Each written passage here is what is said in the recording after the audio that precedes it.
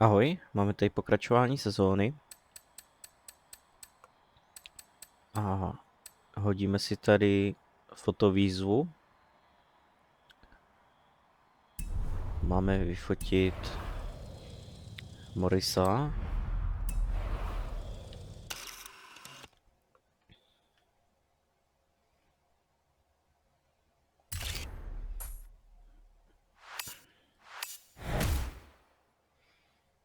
Tak, to vyšlo. Mrkneme tady na tohle.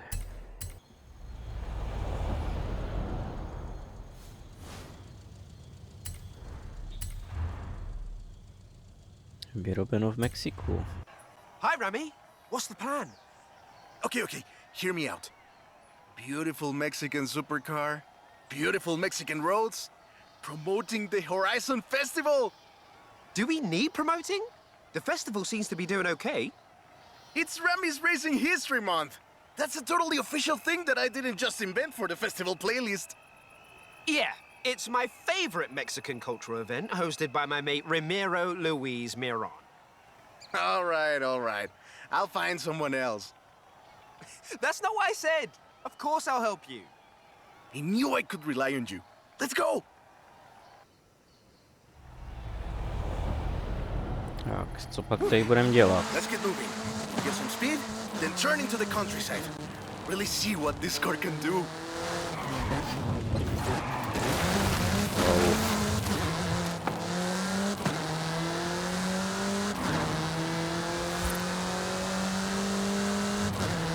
Yeah, great speed! But let's see how you handle some corners. In 400 Jo, hodně meters, zatáčí tady to auto. You want to tell me about the car, don't you? I thought you'd never ask! So, VUL is an abbreviation. It stands for Vehicles of Ultra Lightweight and High Performance. It was started by two brothers, Guillermo and Iker Echeverria. The VUL 05 is a track-focused supercar, designed and produced in Mexico, but tested and optimized in the UK. I even think I saw one at the festival when I was over there. We're driving the pre-production version of the VUL 05RR, the even more track-focused version. Somehow, the designers reduced the weight by 65 kilos and increased the power to nearly 400 bhp. Then they lowered the engine by 50 millimeters to drop the center of gravity and improve cornering. Impressive. They're pretty serious about the ultra-light part. The 05RR even has an option for titanium bolts, saving another 4.5 kilos. What's the RR stand for? Road and Racing. The car was designed for an enhanced track experience, but remains road legal.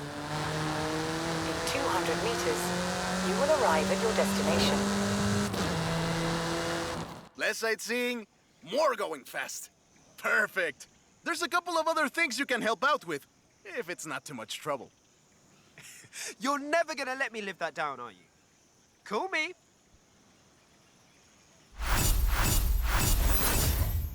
I just got my hands on a piece of Mexican racing history. Wanna see? Of course. I'm on my way. Tak, co bude další? Kamaš, tady. Let me guess. Today's episode of Mexican Automotive History with Ramiro is about the Baja 1000. You are very perceptive, Yeah. my friend. This Monks. tuned buggy was the first car to race here. Let's take it for a spin.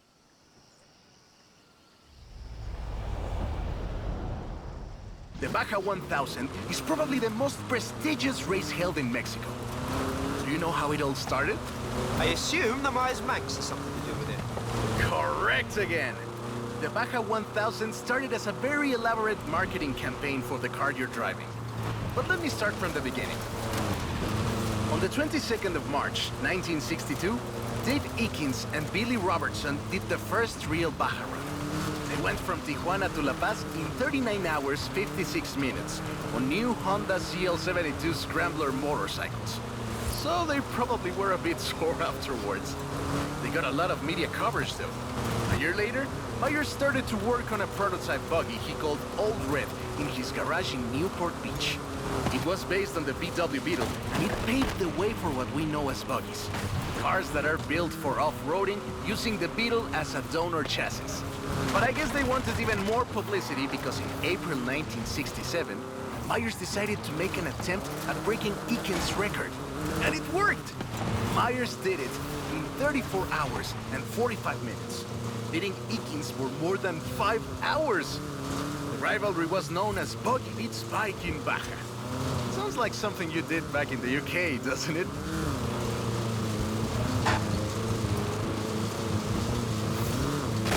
No, asi bych si to neměl číst při tom, když řídím.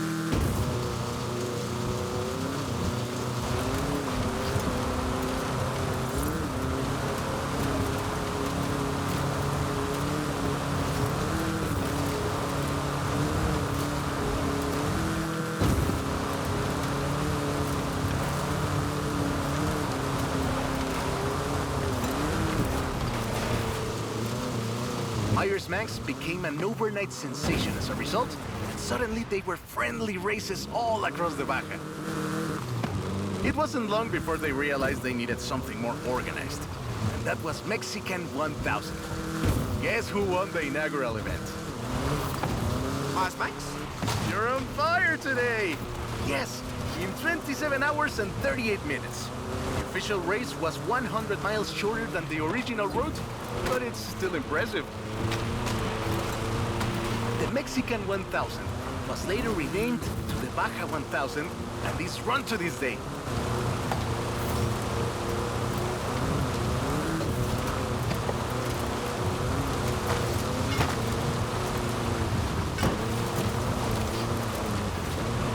In 200 meters, turn left.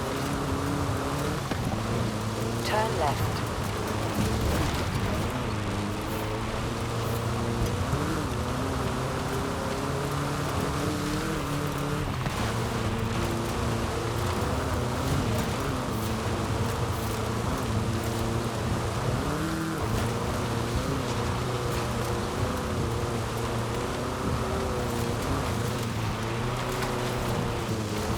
In 100 meters, turn left.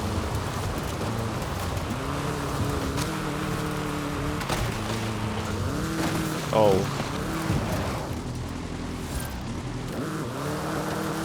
Koukám na mapu a nekoukám na cestu.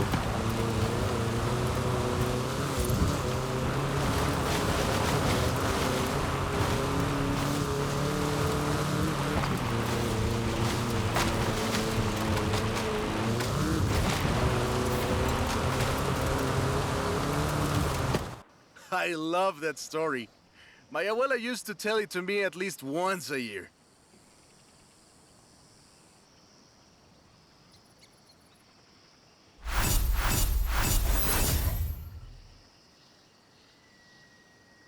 Hey, hey, come quick! No.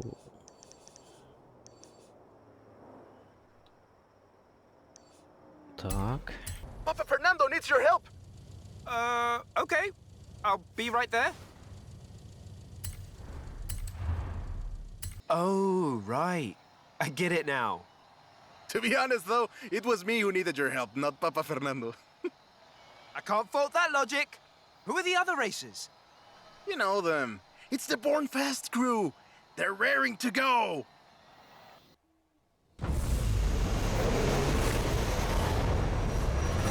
Oi, he's eager. But this isn't really a street race. There's no checkpoints, just the finish line. So keep to the route and get there first.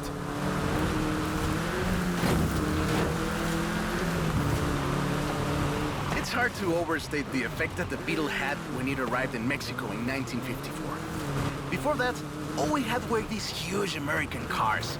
So this new European-style car with its shape and light chassis and those adorable headlights and an engine that anyone with a tractor could fix was, well, a complete game changer. They were so exciting that they were displayed at the Ciudad Universitaria in Mexico City, and there were lines to come and see this new car. Nice overtake! Production of the Beetle started in Mexico soon after 7 of them finished the Carrera Panamericana. Before that, people were a bit worried about reliability, you see. We Mexicans love a good-looking car, but a car that can do work is better. The Panamericana convinced us, and in '61, Automex had assembled 250 of them. By '62, the first plant had opened in Jalostoc, making 10 of them a day. We love that car. So another plant opened in Puebla in 1967. And in '71, El Bocho became the official taxi of Mexico City, which is why you see so many of them today. It's funny. The first Bochos were imports, or CKDs.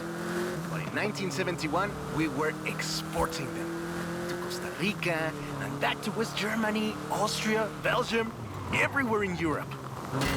It was a sad day in 2003 when the last Volkswagen sedan Última Edición rolled off the production line and went home to the Volkswagen Museum in Wolfsburg.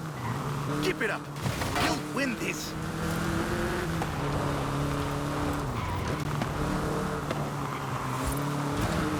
Now that's more like it! Eso, Bochito, eso! To je teda So loved was the Bocho that it eventually outsold the Ford Sama Model T klikačice. to become the world's best-selling car. It was the first to reach 20 million sales. Sure, other cars have staked their claim on that title in recent years, but none are so timeless and unchanged as the Bocho.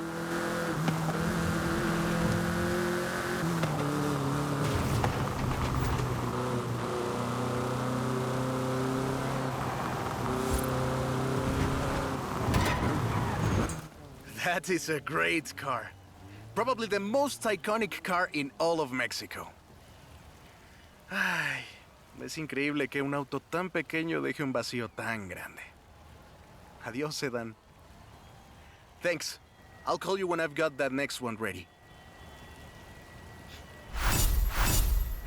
I have a brilliant idea. Another one.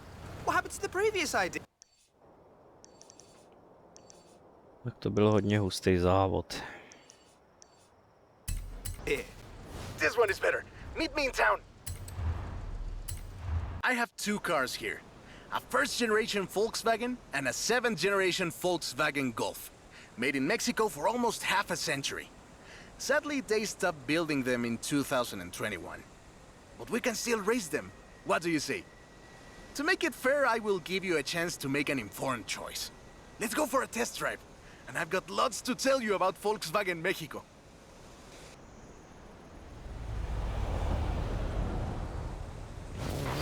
Volkswagen Mexico headquarters are in Puebla City. It started production in 1967 with the famous Beetle. As we call it, the Bocho. Zrada. No tak jeď.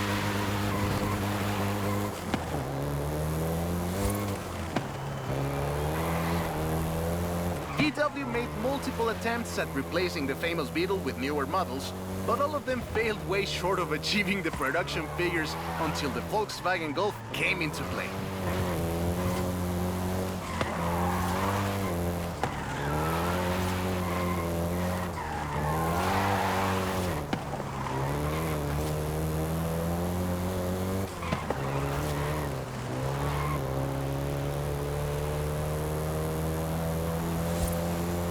The first generation was released in Mexico as the Volkswagen Caribe and had quite a few variations, including the Golf GTI you're driving right now.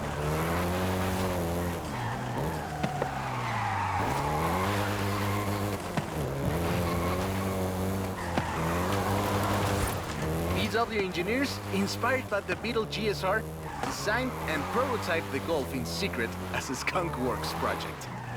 Little did they know that the Golf GTI would become the hot hatch.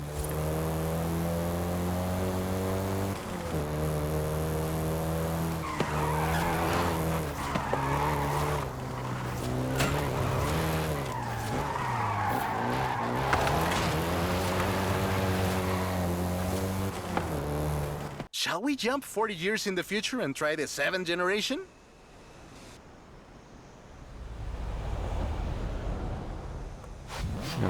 To bude The to 7th samý. generation of the Golf first appeared in 2012. This version is the Volkswagen Golf R, R meaning race.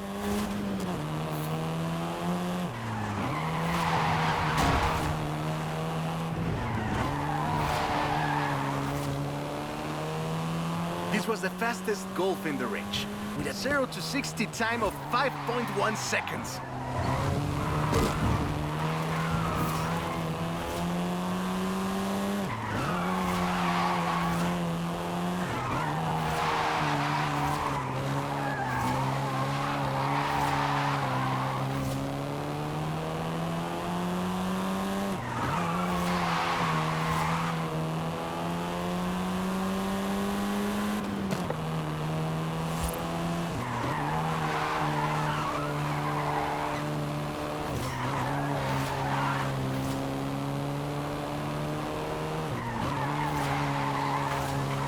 Volkswagen Mexico produced all 7 generations of the Golf, totaling more than 2 million units over 44 years.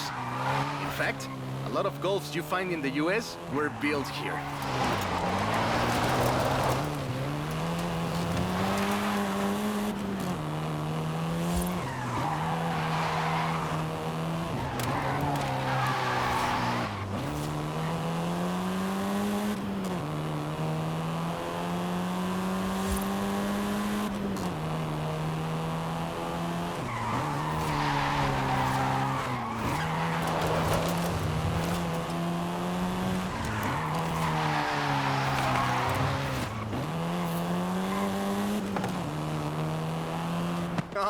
All right. Enough driving around. Let's go head to head, after you've had a chance to rest.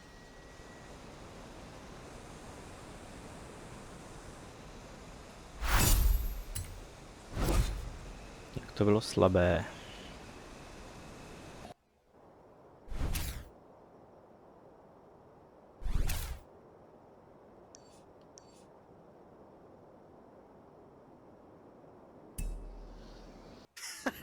I hope you know some shortcuts.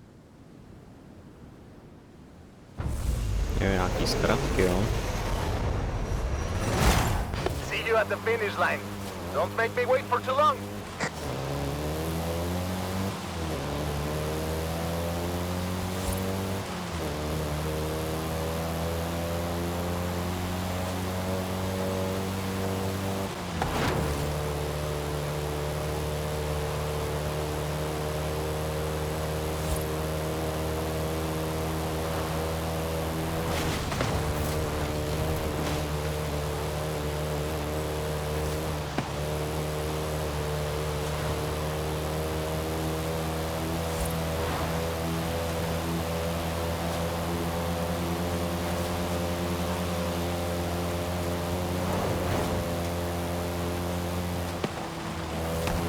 Jo, myslím, že ten pick-up chytl.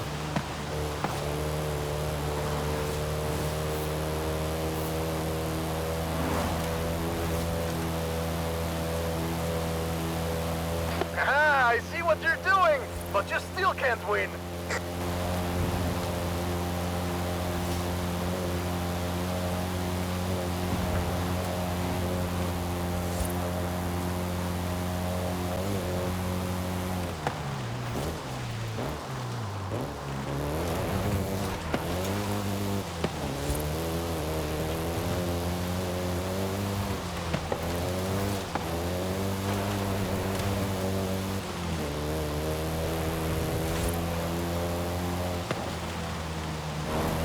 Jo, bylo hodně těsný.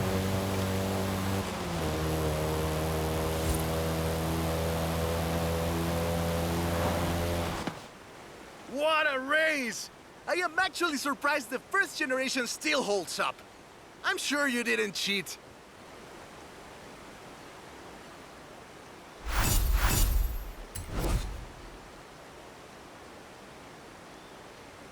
I have a story to tell you.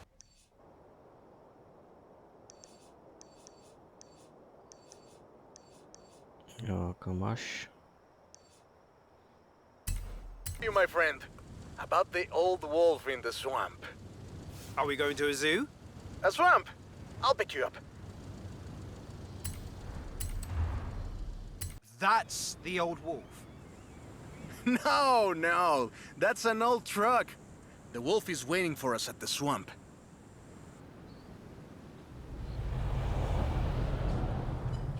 Haley asked us to clear some debris, and I've got just the car. But we need to get there first. Of course! Who do you think I am? The driver who destroyed a record-breaking amount of fences. That's fair.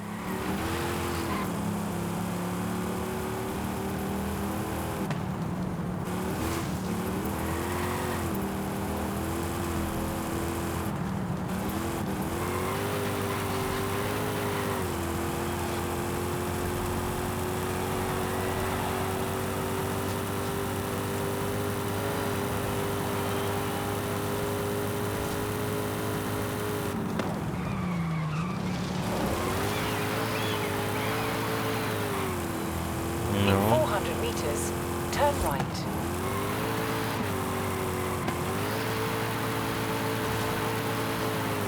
Tohle se teda neřídí úplně ideálně.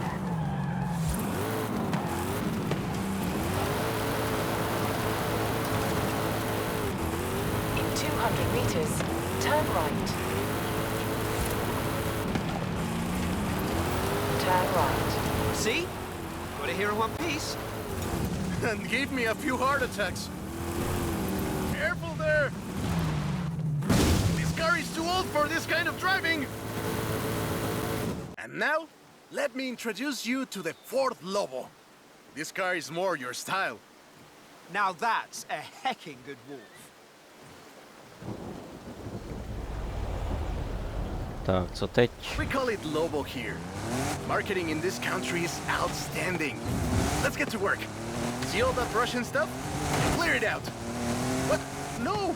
It's not just an excuse to throw the Lobo around. It is just an excuse to throw the Lobo around.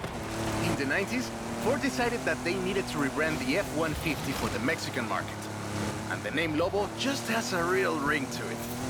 They started using the badge in 1997, and the rest is history.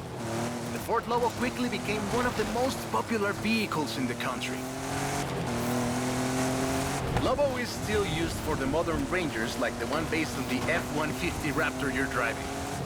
But we don't just call it Lobo. No. We call it Lobo Raptor. So it's the same car? Now, there are loads of differences, like a dog and a wolf. Lobo only comes in XLT and with higher trim levels. The base version is still sold in Mexico as the F-150. The Lobo is the Elite F-150.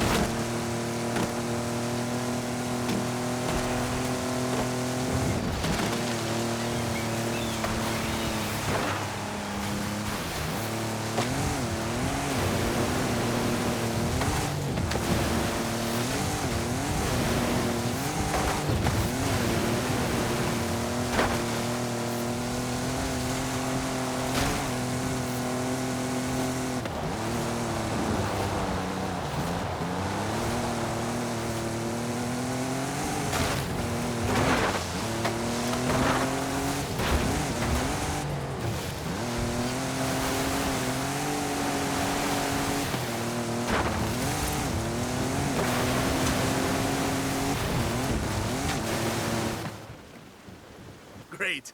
Job's done. And the scratches will buff right out. Thanks for the help. Now I just need to get my abuelo's old F100 back to the garage.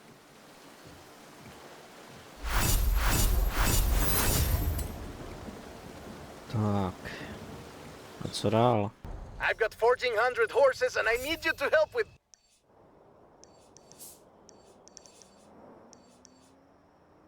them.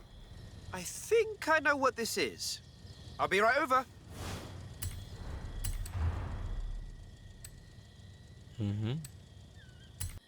I know you've got one of these. Somehow. So you know a little bit about what you're in for. Let's go! A je to tady další elektrika. Let's take this down to the beach. Stick it in AWD if you like. There's some nice curves up ahead.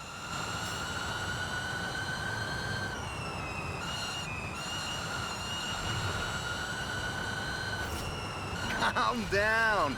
I know you like to go fast, but I had a big breakfast.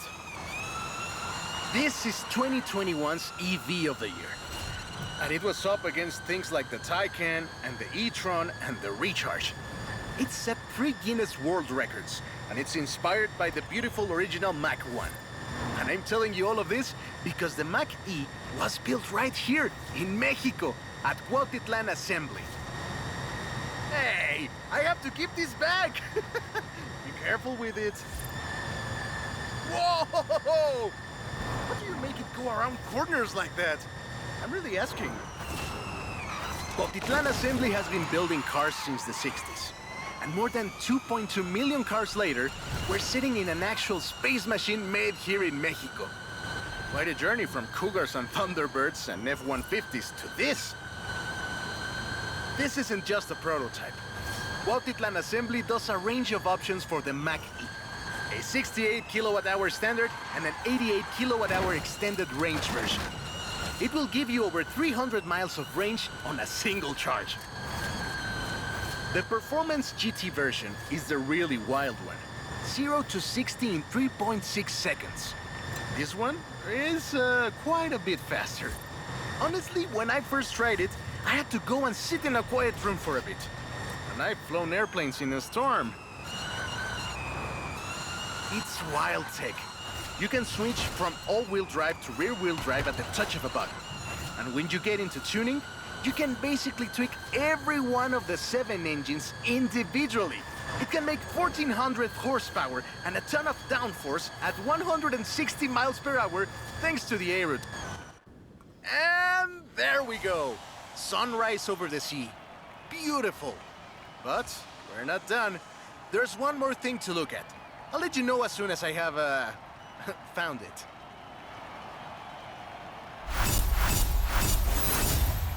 Okay. Jo.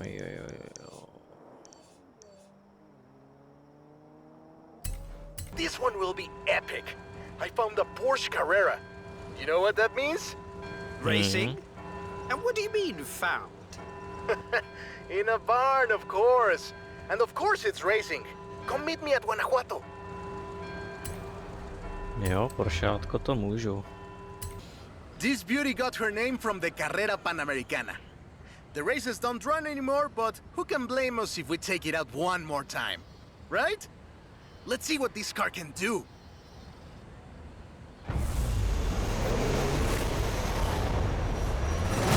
There's Jamin. Guess he wanted one last race. Let's do this! Tak to je lepší jak elektrika. Ale já si tě bliknu.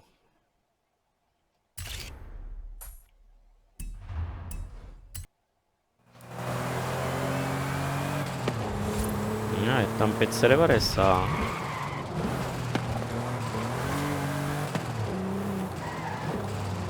No. To je zvuk.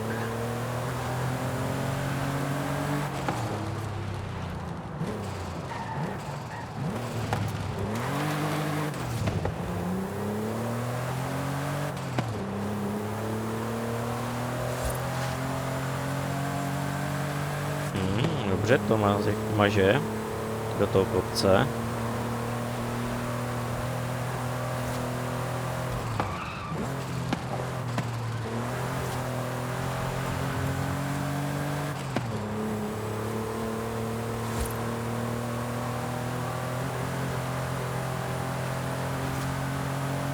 first race had 132 competitors, and everyone turned up.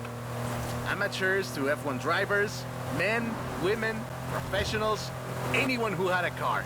Do you know anyone who participated? Aleja thinks Papa Fernando did, but she thinks Papa Fernando did everything. I know we used to go to the races with my grandfather. Ah, qué buenos recuerdos. There was no speed limit before 2012, and you'd see cars doing 180 miles per hour. Not that I'd know anything about that. 2,178 miles of the Pan American Highway run through Mexico. The race itself had 9 stages and lasted 5 days. Oh. But the sheer distance wasn't the only challenge. Constant changes in the elevation from sea level to 3 kilometers up. The most challenging road race in the world. The winner of the very first Carrera Panamericana was Herschel McGriff, who drove an Oldsmobile 88 at an average speed of 88 miles per hour. The Porsche Carrera got its name thanks to Hans Hermann, who won the small sports cars category in 1954. He drove the Porsche 550 Spider, came 3rd overall. He was sick before the race, and his tires came off at the start. He really pulled through against the odds. Porsche had 6 cars competing in 1954, and all of them made it through the end. A lot of others didn't, let me tell you. Enjoying yourself, are you? Yeah, I kinda had a feeling you were. 1954 was the last year the original Carrera Panamericana took place. But it gave us the most famous Porsche model, the Carrera you're driving right now. The Carrera RS 2.7 was the first production street racing 911. It was built on the 911S 2.4, the fastest Porsche you could buy at the time, and a popular choice in the later Carrera Panamericana races. The race was revived in 1988 and ran to 2016, staying true to the original races with high-speed road stages. The routes for the race were carefully selected every year by planning committee and local government to ensure they were race-worthy and that they can be closed up for 2 hours. You could almost say they've been preparing for the festival for a very long time.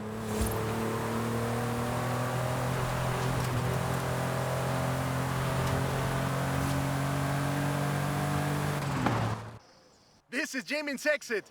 It's been fun, my friend. Take care. Looking forward to seeing what you can do out there. Have fun now, yeah?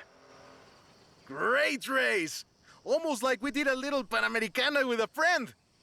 Anyways, hope you had fun with this little stroll through cars hechos en Mexico. It was great! And let me know if you, find any other cars like that.